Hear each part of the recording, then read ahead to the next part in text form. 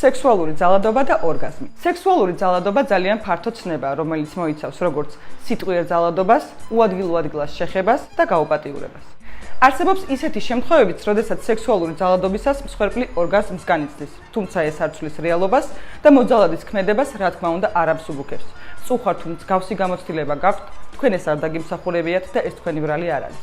სექსუალური ძალადობისას ორგაზმის განცდა არ ნიშნავს იმას, რომ თქვენთვის ეს პროცესი სასიამოვნო იყო და ეს თქვენს გამოცდილებას ნაკლებ მნიშვნელოვნად აქცევს. ფიზიკური აღზნება არის ფიზიოლოგიური რეაქცია, რომელსაც ადამიანები ვერ ვაკონტროლებთ. ნებისმიერი ქმედება, რაზეც ჩვენი თანხმობა არ არსებობს, არის ძალადობა და მოცემულობას არაფერი ცვლის. სექსუალური ძალადობისას განცდილი ორგაზმი ადამიანში იწვევს შიშს, განსაკუთრებულ დამცირებას და უხერხულობის შეგრძნებას. მსხვერპლია, დამნაშავე კი დამნაშავე. ნუ შეგეშინდებათ, იბრძოლეთ საკუთარი თავისთვის, დაიცავით პირველ რიგში საკუთარი თავი და შემდეგ სხვა ადამიანები პოტენციური მოძალადისგან. გახსოვდეთ, რომ დახმარების თხოვნა და მისი მიღება შესაძლებელია.